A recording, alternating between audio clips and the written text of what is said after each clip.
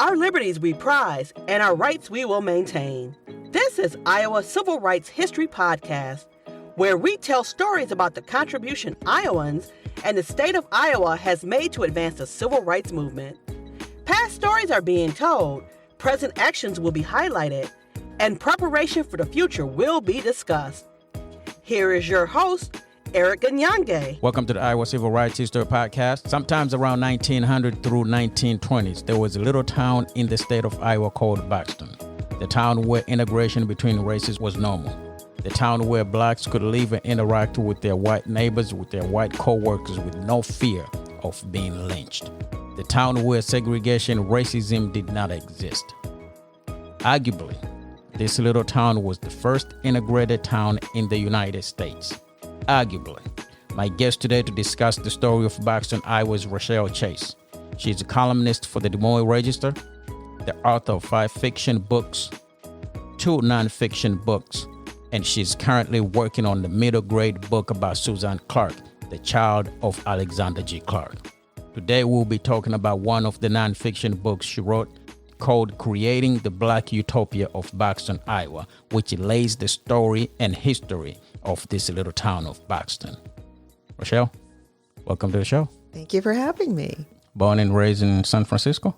No, not really. I lived there off and on for most of my adult life, but I was born in Seattle. We moved around a lot coming up. I think I'd been to about 14 different schools by the time I entered college. 14? Yeah. That's a lot. Yeah. How did that affect you? You know, I think it has really kind of, I can look at that and say, I think that's why I like variety in my life. You know, I think it was because moving around so much. As a kid, it didn't really affect me because as long as we moved at the beginning, you know, I started a school at the beginning of the school year. Yeah. I was fine. Did that affect you in terms of making long-term friends? Most likely, meaning, you know, some of the friends actually that I met, I actually am still friends today. You know, we, moved into different places, but we still keep in touch. But I was kind of a loner as a child. You know, I loved books. I would stay in my room and read all the time. And in fact, my parents were always trying to make me go outside. It's really? Shouldn't you go spend time with your friends? I'm like, no, I'm good. Wow. But they would make me. So, and I always had like one good friend, you know, it seemed like, because, yeah, I think as being more of an introvert, it's kind of draining when you have a lot of people, a lot of friends. That I need downtime usually after that. I usually had one good friend wherever we lived. When did you develop the love of reading? Oh my gosh, I can't remember not reading. I think when I was younger, of course, my parents read to me. But a funny story, and I loved books so much, and my parents would let me read whatever I wanted. Yeah. So I would be reading, like in 4th grade, I was reading adult books. I was reading Stephen King and books like that. But I was also reading books, for older kids. And there was one, I cannot remember the name of it, but I can see the cover in my mind. And this girl had run away to LA and she had become a prostitute. And so this was in 4th grade, and I went to show and tell, and I shared this in show and tell, this book that I was reading, and this girl ran away and she became a prostitute. And the teacher called my mom and it said, Rachelle's sharing inappropriate things for show and tell, right? And my mom told me, she said, Rachelle, not everybody lets their kids read whatever they want. Mm-hmm. And we let you do it because, we think you can handle it. But if you go do this, we're going to take your books away from you. Oh. To this day, I remember that moment. It was like my life stopped, and I thought, oh my gosh, no books, a life with no books. And I never shared again. You see how interesting life changed? Right now, our kids, it's like if you take the Wi-Fi away, they'll think the world stopped. Yeah. Now, is the reading is where got you to writing? To be honest, I never thought I could write. I love to read. I thought, I'm a great reader, but I never thought I had any ability to write. One year I had sold my house. This was in California, and I'd sold it and packed up my SUV, and I just drove around. But I would pick a different location, and I would stay in every 3 months I would move, and I'd never been to the East Coast, never been to the South, so I did this. Well, while I was doing this, I thought, you know what? I want to take classes, but I'm moving around. So I took this online class. It was a romance class, and it was actually by Lee Michaels, who actually lives here in Ottumwa. That's how I actually ended up getting here. That's a long story. Oh, wow. I started getting feedback, you need work, but you've got some talent. And I thought, oh my gosh, who knew? Who knew I could write? But again, when you look back, you sometimes think these things, these opportunities or these skills you have come out of nowhere. But when you look back at your life, when I look back as a kid, when I used to read those books, I used to spend at night hours replaying my favorite scenes in my mind and saying, no, redoing it and redoing it and redoing it over and over again and replaying them the way I wanted them done.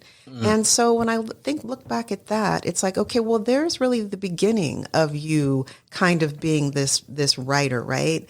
And then I look back at the different things, that I've done when I kind of dabbled in writing, but then stopped. It's not necessarily such a shock that I have this interest in writing like I initially thought it was, just out of nowhere.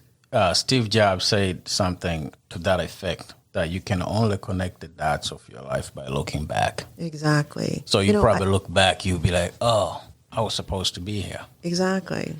But I think things happen. I don't think you're ready for them then. Sometimes I think that they happen when they're supposed to. But by the way, I love having, my name and this conversation in the same sentence as Steve. That's kind of neat. I know you did your own way. How many books have you written so far? I've written, let's see. Well, I started off writing romance. So I think maybe there were 5 romances. And then I switched when I discovered Buxton. Those were then the 2 nonfiction books, Buxton. And then now I'm working on historical fiction books set partly in Buxton as well. Walk me down through your process of writing, especially from novel to history. How is that shift when you write? Because when you write the novel, idea comes to your mind, and kind of start writing and maybe refine as you go. But with history, you got to do a lot of research. Yeah.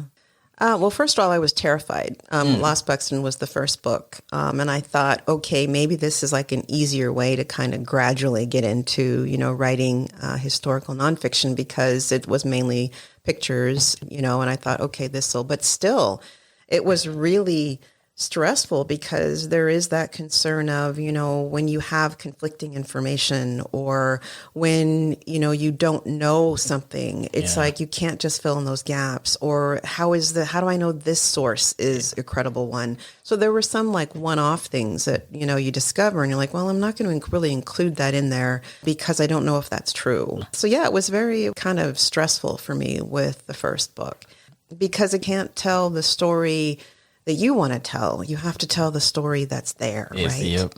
The flip side of that, though, is there is a way to still kind of put your emphasis, what you want to emphasize about something. Because, for example, I've heard someone talk about Buxton and really not even mention the African-American aspect of it, other than to say that, there were African-Americans that lived there, but then really not touch upon it. When I wrote mine, I thought, I want to include more detail about the African Americans. So the focus really is about African Americans in Buxton. Plus, they're the majority. They're the majority. So you cannot ignore that part. Right. But I think also, to me, that is what makes the story of Buxton more unique because, when I've talked before, the fact that, white people lived there as well, it was just another town for them. That was not the case with the Black people coming from the South and different places. This was not just another town. Yeah. This was a little bit different. Yeah. I'm curious, though, what do you do for fun?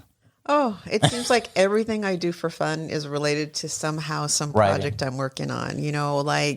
I bought, my RV because I was going to just kind of take trips and just kind of go and travel. It's like, nope, I take trips and I go, research something about history or, I am looking for that next idea so relaxing is not, it's really kind of hard for me, but I enjoy it. I mean, all these things I really enjoy. So I will say what I have been doing, for stress release, I've actually started back to crocheting, believe it or not. Okay. It's because I'm okay, I'm stressed. It's all I have to do is count or just, it's you don't even have to count. You get in this zone of just, over, wrapping the yarn, whatever. Yeah. So the point is good, because I was about to say, I have not seen a whole bunch of bottle of wine and stuff in here for stress relief, so we're good there.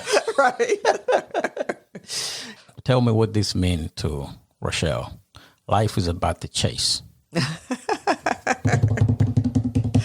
Oh, life is about the chase. Well, I came up with that because in a way that kind of seems to embody my life, and I like the pun. And so what that means to me is I am always learning and always striving for goals and taking advantage of opportunities. It seems like in so many ways, my life is not necessarily planned. An opportunity will come my way and I'll think, you know what, that's a great thing. And so I'll do that. Or something place I want to visit, I'll just decide, you know what, like when I decided, you know, I've always wanted to live in another country. And I'm like, you know what, I'm getting older. When am I going to do this? So I quit my job and I moved to South America. I mean, life is about experiencing things and going after your dreams and accomplishing them. And I say about the chase because I'm always chasing some dream. That's what I mean. It doesn't mean that I'm going to, you know, like, okay, I'm doing this and then that, and then I stop that and I did do this. And it's like, it's not the frivolous kind of chase. I mean, It's like I'm always going after something that I want. Let's get to Buxton. How did you come in contact with this story? Well, my friend Lee that I mentioned, who was my romance writing instructor, Yeah. we had become friends, after that class. Throughout the years, we would talk every Saturday, no matter where I was. And she was like, oh, you should move to Iowa. And I'm like, I'm not moving to Iowa. It's like I'm living in San Francisco. I was living in different places. I'm like, I don't think so.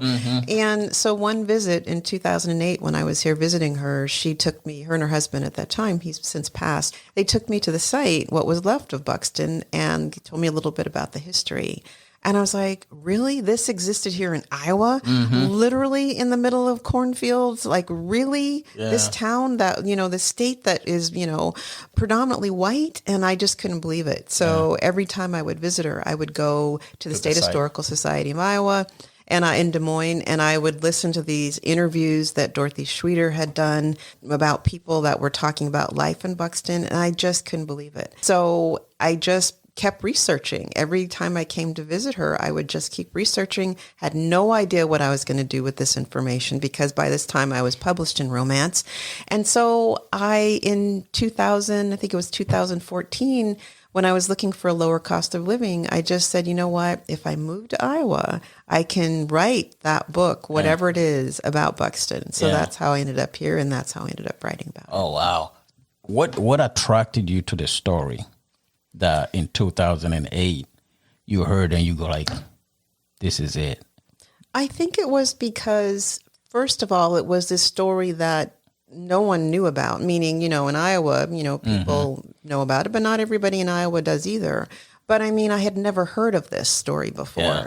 And it was very fascinating to me that, again, when you look at what was happening for Black people in the country at that time, and you look at this town where people had opportunities and they were business people and they were professionals and they were the majority. And you look at the fact that this was a corporation that did this, which is not the norm. It was like all of these things. Then you look at this is, you know, in Iowa, which was predominantly white, 99.3% white. And so all of these things on top of each other was just like, okay, I've got to dig deeper and learn more about this town. Yeah. And then a secondary part of that was when, you know, I look at my background, you know, which was in corporate America, and I look at, again, when you look at the segregation and the lack of opportunities and jobs, you know, Black people could not get professional jobs. They couldn't even work in factories. Black women couldn't even work in factories. Like when you look at all of this, and then you look at even in the railroad industry, Buxton was owned by a railroad, Chicago and Northwestern Railroad. The Consolidation Coal Company established Buxton, but they were owned by the Chicago and Northwestern Railroad. So when you look at also the discrimination, the segregation that porters experienced in the railroad industry, but then you look at this railroad company that's established, that's allowing this to happen in this town. So it was like also the business part of it was fascinating to me as well. So the first book you published was Lost Buxton. Yes. Came out 2017? Oh, yes. 2017. And then you came out with the smash hit, Creating the Black Utopia of Buxton. There's a lot of work went through this book. Yeah. How long did it take to do research? Because I know you started 2008. You said, something's interesting here. Because this book came out 2019. Yes. So is that how long it took you to do the research and the writing process and all that? I would say yes, but I also, when I was researching the first book, I came across, a lot of information or sources, that I couldn't really use in the first book because it was, like I said, mainly pictures. And so it was that information that I was discovering that I could not use, which made me think, there's another book here. So some of that I was able to explore further, but I would say yes, a lot of the additional information or additional research did happen after the first book. How was Buxton born? You want the hour-long version, or you want just 6 the hours? short- I got 7 hours, so we can do the 7 hour version. Well, once upon a time. Well, it actually started with H.W. McNeil, who was a business person here in Iowa, and he had started buying up coal mines in south central Iowa.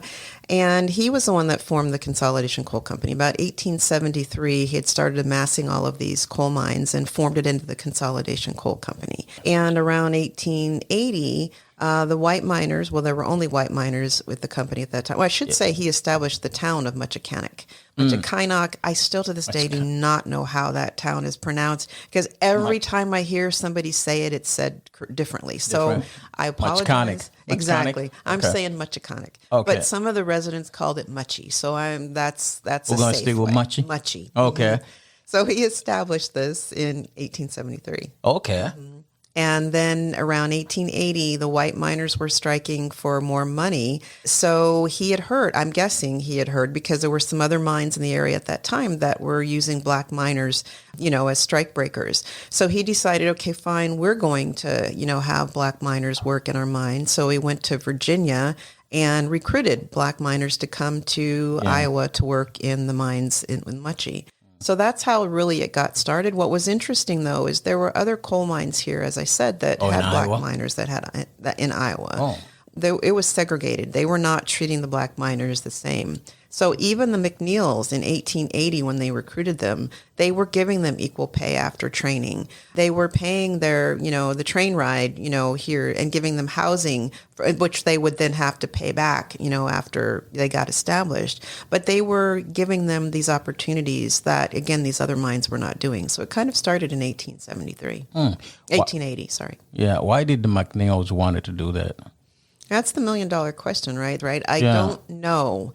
I started trying to research that. I mean, you can look at some similarities. For example, they were part of the Congregational Church. They were Congregationalists. So, okay, though that church, seemed to be more on the, abolition. They were against slavery. So that could be part of it. H.W. McNeil and then his brother, he got his brother involved in as well, where his brother actually had fought in the Civil War on the Union side. But his father was also on the Union side in the Civil War. So the point that he came, from that background could have influenced, wanting to go ahead and treat, the black miners equally. But I don't know. That's the $1 million question. Because you posed the same question, I think was on page 9 about the Buxton here.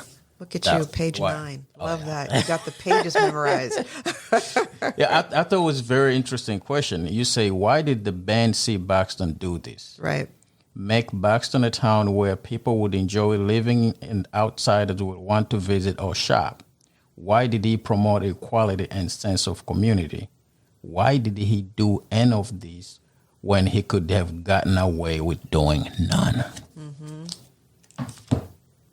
And that's the $1 million question. That's the $1 million question. And Ben is not here to ask him. Where he's not. And Ben took what the McNeils did and took it further, because he, made it a bigger and better Buxton, town than Muchie was, had better housing, so it continued what the McNeils did, but did it bigger and better. And his background was similar to the McNeils, the Buxton background. Now, what's kind of cool is I've met some of the Ben Buxton's relatives in Vermont. And so I've gone to their family reunion, presented and talked about Buxton. I was hoping that I could get some answers to some of these questions, like, why did he do this? Yeah. But they don't know either. So McNeil started the Muchie, and then John Emery started the Buxton. So Well, is he that how? actually, no, once the Chicago Northwestern Railroad, the McNeil sold the Consolidation Coal Company, the Chicago Northwestern Railroad. Once that happened, after McNeil left, John Emery Buxton took over as a superintendent. Okay. So he was still part of Muchie. When he retired, decided he wanted to go back to Vermont and go back to farming, he then, approached his son, and his son then took over as superintendent. So Ben is actually the one, this was a few years before the start of Buxton. So he started planning Buxton when he was in Muchie. And so then he started Buxton in 1900. Why did the McNeil sold? Well, and that's another good question. It was shortly after their labor issues, so after they got things back on track in 1881, so this was 1880, they had the various strikes. Then in 1881 is when they decided to sell. So it could have been that they were just, worn out with all the labor issues and just decided, hey, look, we've had enough, because they had, other businesses, that they were getting into. So that could be it. I don't know. But what's interesting is I found a little article that said that they then wanted to buy back, the company, and it approached the Chicago Northwestern Railroad and said, "Hey," no. And they said no. Yeah, so, too late. Yeah. What's the distance between the two towns? How far are they? They were, it's funny. It seems like every time the company moved operations out, it seems like it was between 8 to 12 miles away. Each time it seems like they moved operations. So it was about that far. Okay. Then the father and son took over basically Buxton, and they flipped this. Muchie. Yeah. John Emery took over Muchie in 1881. I think it was about 1893 or so, I believe, is when he said, I'm going back to farming. And then Ben took over. And Ben was a young man, too. He was young. Like 25? He was in 25. Well, it's interesting. It says 25, but when I do the math and look at, when he was in school, and it seems like he was a little bit older than 25, like around 27 or so. But let's just say it was still, mid 20s. He was young. Yeah. So when he took over, he basically flipped this town. At this time when the Buxton started, is this when the population of blacks were like 55%? Yeah, well, right around 1905, the population was about 55%. And these were all coming from Virginia, some of them from Missouri, to come in this little town to work at the coal mine. Mm-hmm.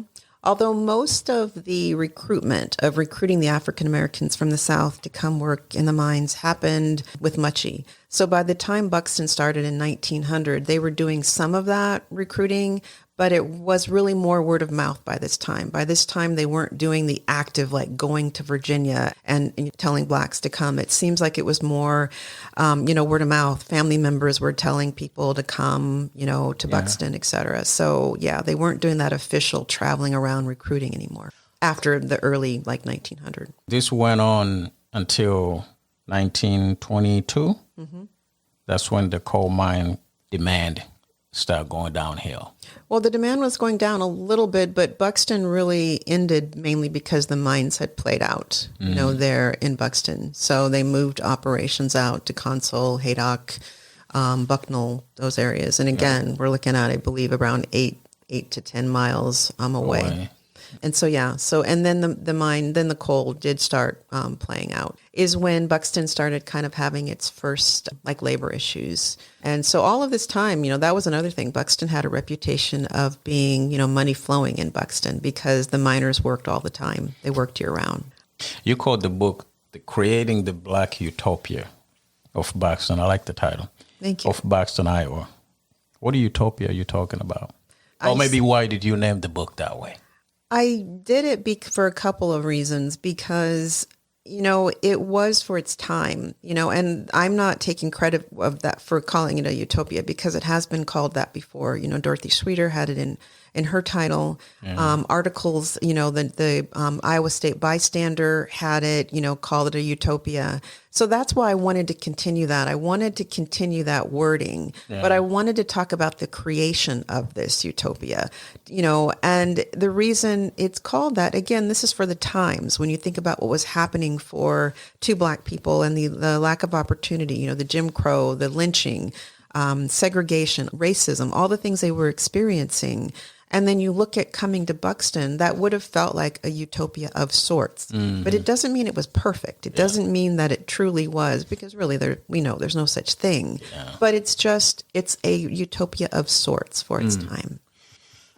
Do you think the utopia, because I'm thinking about these Black folks that are coming from Virginia, from Missouri, they probably already experienced a lot of racism, a lot of segregation, lynching. They come in this little town. I'm trying to figure out how that impacted them. The same way you can interact with the white folks in Buxton, you could do that in Virginia and get killed. Exactly. How do we know the story about these Black folks, how they cope? Well, it really depended on, the different people, because some, people had that hesitation. There was the lack of trust, the lack of interest. It's like, we don't know that we want to explore this, getting to know. Yes, it's kind of like, okay, we're living next door to you. We're going to the same places, but there's that hesitancy, or there's that, we're just going to do our thing. What I found fascinating was when you looked at some of residents talking about, their great grandparents or the grandparents that were slaves coming to Buxton, or Muchie before Buxton, I should say. To have those conversations where they're sitting around the table, and several residents talked about their grandparents would talk about what it was like. There were some of those where they came and they're like, we don't trust white people, and we aren't going to.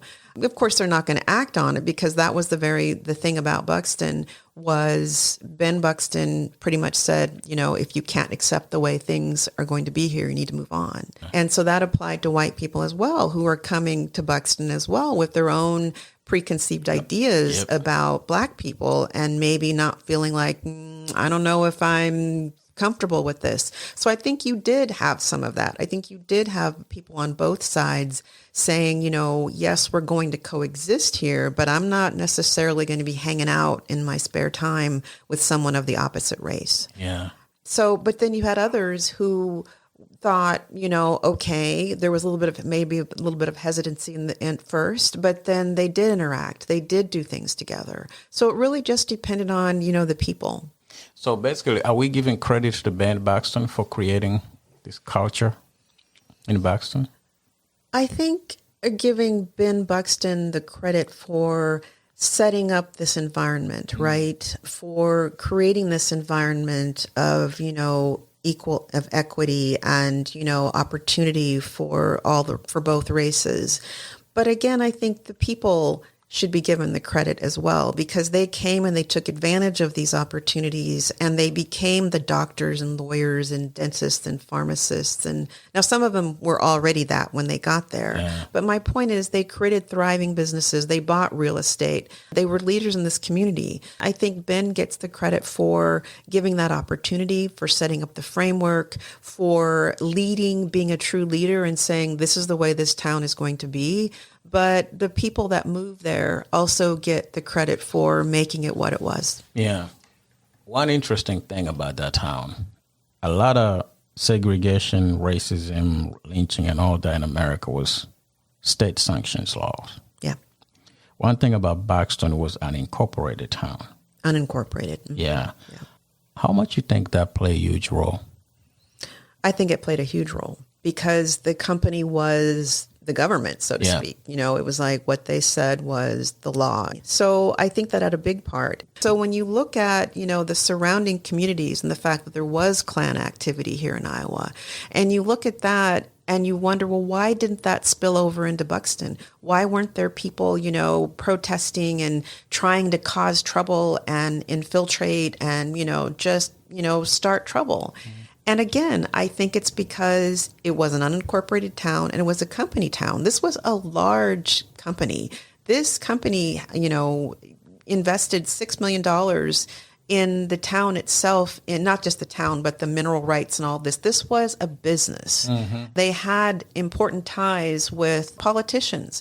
So there was no way that you could have come into Buxton and decided, we're going to have the Klan come in here and, start trouble without, the militia being sent, or without, some kind of government support to quell this kind of thing. I think that is also a reason why you didn't have, problems with outside influences coming into Buxton. This is all my opinion, not saying I've historically, researched this and found this to be the case. Yeah, but I mean, the fact that there was no government in Buxton and blacks and white that could live together and peaceful. Yep. Everything was integrated. That tells you something. Well, exactly. And the fact that you have people kind of keeping law and order as well in the town, where you have these black constables as well, part of, constables, keeping law and order in the town. So, of course, if there was anything serious, the sheriff from Albia, came in to Buxton. But, that's how they did? Yeah. Okay. So if you had something that was really, breaking the law, like again, the other side, that residents felt, were upset about was Buxton had a reputation for being a rough town because there was gambling and drinking in the suburbs, what I call the suburbs, Cooperstown, different areas, Sharps End, of Buxton. And so you did have that. You did have fights and murders and such that would break out there, but it wasn't excessive. It was, people resented the fact that Buxton was considered a rough town. And again, my opinion is just like today, when you look at a lot of the headlines and such in the newspapers about Buxton, a murder in Buxton, another murder. It was like the papers love to pick those things and really point out that, oh, look, there's another murder, this negative thing. And I think just like today, that happened. So when you look at the Iowa Bystander, which I really liked, which, that was the black newspaper, and they covered really more of what was really happening in Buxton from, a society standpoint. It's very fascinating to read that, all these dinners and people getting together. And women's groups and lunches and visiting people. And, it's just fascinating. The culture of Buxton. I wanna read something from Marvin Hewitt, who was the president of Chicago and Northwestern Railroad and Consolidation Coal Company. Mm-hmm. He hated the idea of alcohol. Mm-hmm. And this is what he said in your book. Yeah. So he believed in keeping men busy on other social activities to stay away from boredom. Right. That will lead them to grab a drink. Yeah. What's wrong with a little wine?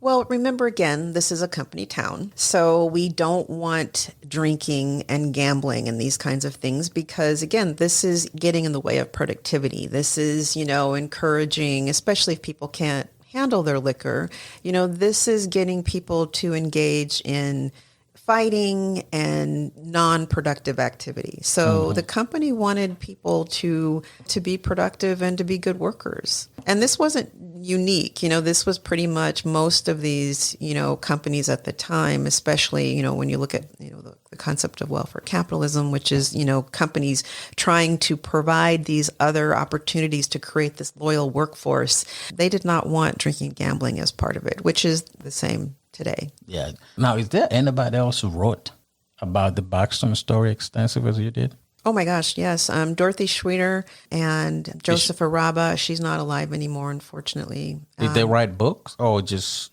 No, she wrote a book about Buxton as well. Black Utopia in the Heartland. I believe that was it. So that's when I said she had Utopia in her title. Yeah. I wanted to do creating the Black Utopia since this had been, this Utopia concept had been used by others. So she did a lot of research. And in fact, in my first book, those quotes that I use from residents in Lost Buxton, she interviewed more than 80 different residents talking about their lives in Buxton. And then David Gradwell and Nancy Osborne also did a book on Buxton, the archaeological aspect. They did an archaeological exploration of the site, and then they also wrote a book about it. And theirs was really heavy on the things they uncovered at the location. So those were significant works on Buxton. So when was the Buxton basically disappeared? It was pretty much gone by 1922. And then when you look at those, when they pushed operations out to Haydock and Consul and Bucknell, then those different locations were pretty much gone by about 1925, 27. And the reason for that, because the coal? By that time, the demand for coal was really declining. They were starting to have labor issues, strikes more frequently. And so it was, and then I think also at the time, Consolidation Coal was experiencing what they considered unfair taxation. And so they actually sold the company to a company in Illinois, which was actually another company owned by the Chicago and Northwestern Railroad, just to kind of get a better tax break if it wasn't in Iowa, if it was considered an Illinois company. But so this was, to me, again, another way of minimizing losses and, increasing revenue. And so then when they started in I think it was 27, when it was like, okay, the demand was really low, the striking, they're like, you know what, we're done. Yeah. And they just stopped operations. What happened to the life after Buxton to a lot of black folks who were living in Buxton all their lives, especially the ones that were born and raised there? Because, they could leave Buxton and go to Des Moines, their life would be completely different for them. Yeah. And it was, different residents did say different things, that it was, especially those that were born in Buxton, it was a shock. Yes. It was like you're used to being able to do whatever you wanted and live wherever you want in Buxton. And now you have to live in this certain area. And these were things, especially for the people that were born there, that was like, whoa. But it's interesting. Some of the people that were interviewed talked about, because of the opportunities that they had in Buxton, it was like, oh no. I am not, like one gentleman was like, I am not shining shoes, so he then, went to school, got his, automotive, some training in automotive and, opened up his own, repair shop. It varied. Some of them did go back. Like I think one of the teachers had talked about life that she was having trouble getting a teaching job and had to take domestic work until she could do something else. So some of them did have to do that for a minute, but many of them were like, nope, we're going to do something different. At that time, for black folks, even if you want to do something different, the environment is not allowing you to. Exactly. So, Buxton was different because the environment, like you say, Ben set up that environment for people to flourish. Yeah. So for them, I'm sure they go to the other cities. Yeah, you can go here, but you cannot go there. Yeah.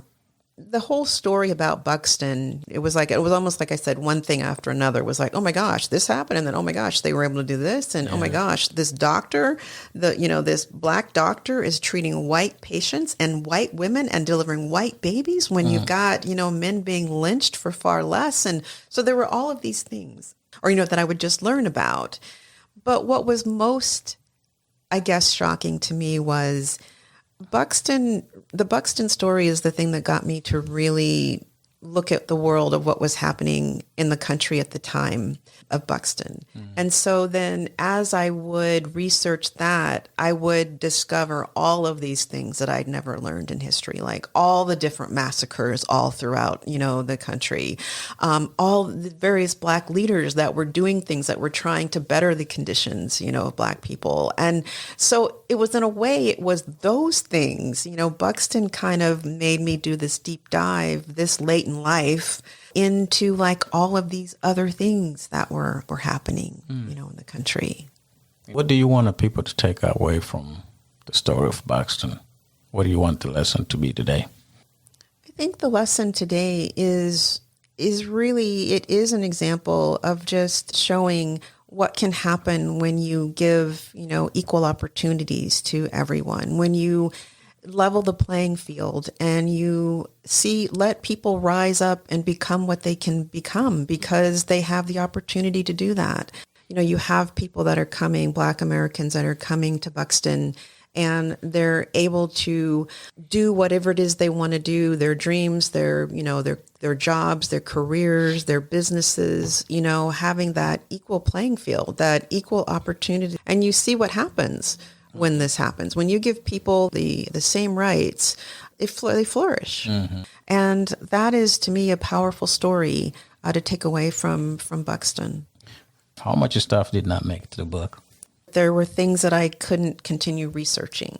Like, I would really like to have continued with the Buxton story. I would like to have found out, what happened to people when they left. I would like to have found out more, included more about the McNeils, the Buxtons, to find out, okay, did they take this, whatever they did, when the McNeils left, did they take anything that they started in Buxton? Did they take it to their other businesses? Did they do any of that? the Buxtons as well. Now, granted, they went back to Vermont, which had even a smaller African-American population than Iowa. Yeah. So it's not like they would have necessarily, done anything with Black people. But still, just kind of looking, they were both also involved in politics. It's like, well, did they do anything, legislatively? Yeah. So I would just wanted to really go down those areas and explore more, researching more about the Chicago Northwestern Railroad. Can I find some more information about, there has to be meeting minutes and such, because in that book, my Creating the Black Utopia, Buxton, Iowa, I was able to find meeting minutes from, the board meetings they had when, Hewitt came to Buxton to, attend meetings. But it was all about, land transactions and, financial things. Well, I'm sure they would have had meetings talking about, even in the beginning, this is what we're doing, we're recruiting more Black people, or we're offering this opportunity, or, we're going to build this YMCA and we're going to let, Black men are going to manage the, there would have been memos and meeting minutes about that, I would think. That's what I want to find. So. That's what I want to find. Do you think the McNeils, and I think this, I'm probably overreaching a little bit, do you think they were kind of like the John Brown of 20th century in their own ways without violence? I don't know, because, I went to Seattle. I was born in Seattle, and I went back there just recently to visit family. And while I was there, I didn't have much time, but I thought, McNeils went after Buxton. They did go to Seattle, and they had businesses there. Well, they went to Canada, and, they had more businesses in Oskaloosa, et cetera. I shouldn't say both of them. H.W. died, and then Wilbur went on. I was trying to find information about how were they. Well, I did find some racist comments that McNeil had made about Asian people, about Japanese, that was in a publication. And so my point is, I'm trying to see, more about what were these people really like? Was it all business? What kind of men were these men? Getting back to your original question, was McNeil the John Brown of, his industry? I don't know. That's an interesting question. Was it a business, or was it also personal? Yeah. It has to be both. Yeah. Because, again, a lot of companies were successful at this time, and you didn't have to do this, just like that quote you read. Yeah. The McNeils didn't have to do this. They could have recruited Black men to come work and paid them less. And, they didn't have to do all this. So I believe that it has to be partly personal, but it also, this is a business, and these are businessmen. So it's both. Wow. One thing's always bring the worst out of people is when the means of providing for your family is taken away from you. Yeah. How did that change in Buxton when the coal mine industry went down and people start losing their jobs, start getting laid off? How much people losing their job brought the worst of them? Do we know anything about that in the Buxton? Layoffs happened in Buxton around 1914 or so. Some people did leave. For the people that left, because they're like, okay, well, there's no job for me now, I'm just going to go. People would just go where they could get jobs. So, of course, those people wouldn't have experienced anything. But for the ones that did stay, that raises an interesting question. What I can say is, I do think that is also a contributing factor to Buxton's success. When you have nobody's struggling, people can provide for their families, like you said. People are successful. Money's flowing. I think it's easier, to your point, even for Buxton to be a success because everybody's doing well. And I think one of the residents had actually said that. Charles Linger had made a comment about that, everybody, was making a good living. There was no reason to fight. So I think that had an interesting effect in Buxton's success. So to your point, if that hadn't been happening in Buxton, I bet you're right. I bet you would have had the same problem, the same issues, which also lends itself to the question of, was Buxton really a success? It's like, again, if you took that away and it was just a regular town, it's like, well, would it have been that? I don't think so. I don't think so. Yeah, I don't think so, because, everybody went there to make money. Exactly. So they'll probably put their bias and everything else to the side. Exactly. And that's actually, that's another pun on the word utopia to me. You know, when you look at it like that, it's like a utopia it doesn't exist. Buxton is almost kind of a utopia in that way too, in that if you didn't have all these things lining up where, again, people are happy and there's no reason to compete, then would it have been what it was? Yeah. So from late 1800s until the 1922, everything in Buxton was integrated. Same grocery store they can shop in. Yep. You have black doctors, black dentists, black lawyers. Yep. They serve everybody in the community. And you're telling me all these happen just because of this coal mine people say, this is the way we want to run this town. If you don't like it, pack up and move. And they build houses, the same houses for everybody. You say in your book, while other places in the country, black folks was living in the ghetto, in Buxton, people had 5-room house. Or they could build their own house, you know, and put it wherever they wanted, wherever land was in Buxton. They could. And I think that's what makes this story incredible. Yes. At that time in America, we see the opposite. Mm-hmm. And it made everybody believe that black and white cannot live together. It does not work. Mm-hmm. But Buxton tell a different story. Yeah. The reason we're thinking story of Buxton is so special because what has been done to black America should not be done. Yeah. Right? Exactly. Because otherwise we wouldn't be talking about it. Exactly. Yeah. Oh, man. It's a great way to put it. I call this a bonus question, maybe. Oh, no. Because life is about chase, right? Oh, yeah. And sometimes the chase is stopped.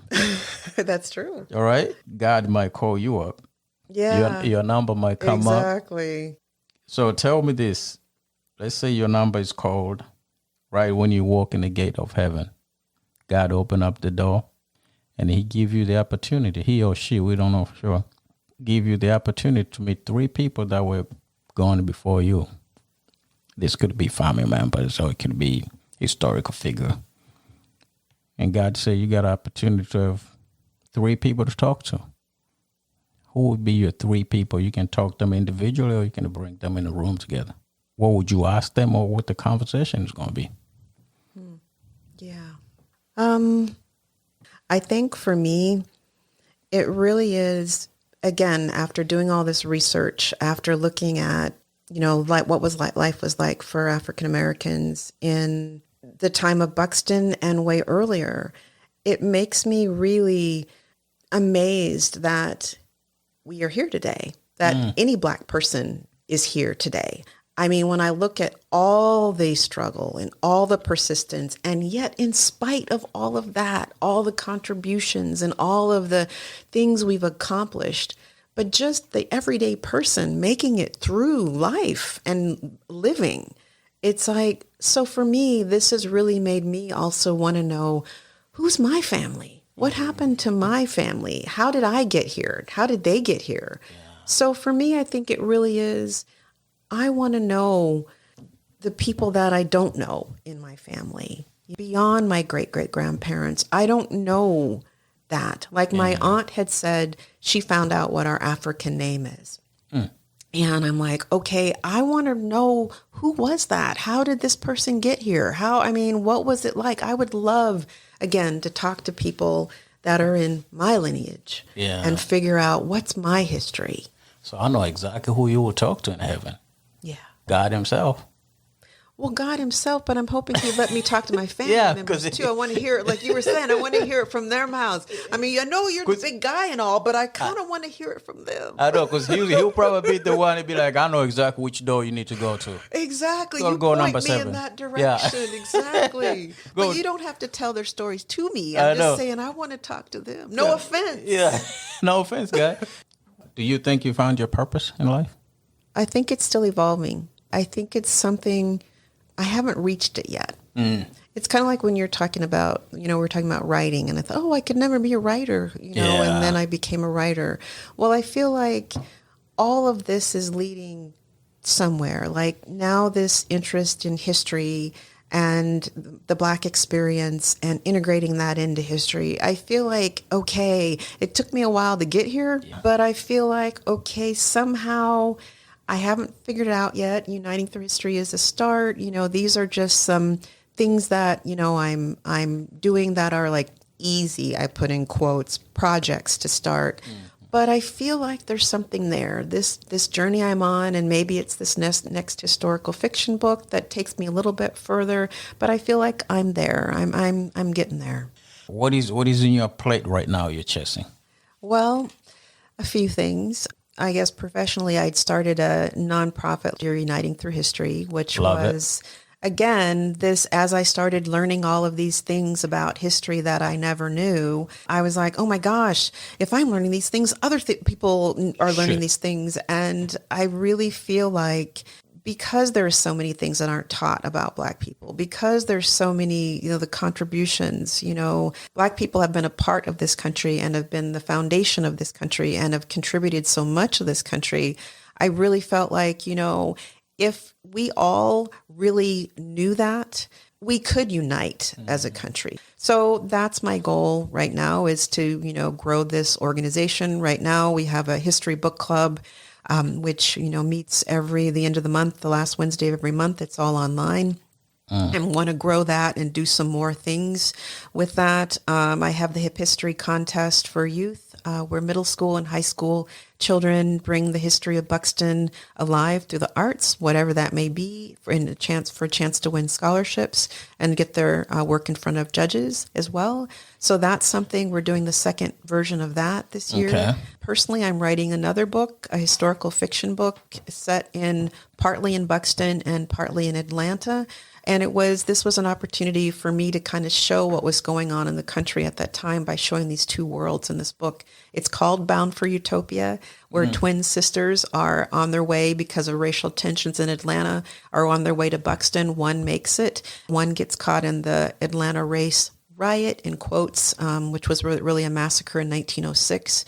And ends up in a convict labor camp. So this was my way of kind of, again, showing what was going on in the country at this time, and also being able to delve into, again, with the history, I'm limited in what I can deal with, but I also wanted to kind of show what life might have been like in Buxton. Some of these tensions people might have felt coming to Buxton from areas, extreme racism on both sides. So I kind of wanted to also delve a little bit in, like, what would that have really felt like coming to Buxton from the South? What would life have been like for you? And then also looking at living in the South, what would that have felt like as well? So this has been a really emotional, hard to write story in some ways, but I hope it's uplifting as well. This will be story for anybody, kids can read, and adults, or it's going to be just geared towards adults? I think it's probably more for adults or, high school kids, but maybe not the younger kids, because, it is dealing with the massacre, and I'm trying to, keep it true to, what I've learned about it. It's probably more for older kids. Okay. How can people reach you? They can reach me at unitingthroughhistory.org. They can reach me at RachelleChase.com. They can reach me at lostbuxton.com. And the books they can get the books on your website too? They can get the books at lostbuxton.com. The publisher's website, arcadiapublishing.com. Different stores throughout Iowa that the books are in. Soul Book Nook in Waterloo as well. Yeah, the book is Creating the Black Utopia of Buxton, Iowa, by the one and only, the great. I'm in the presence of greatness today, Rachelle Chase. Thank you very much, and thank you for great work you did, because this is going to last forever. Our kids going to read it. Our grandkids going to read it. Love it. So thank you very much, and thanks for your time, and thanks for welcoming me in your home. Yeah, thank you for coming all the way to Ottumwa. I appreciate that. I know. Thank you very much. Thank you, Eric. Yep.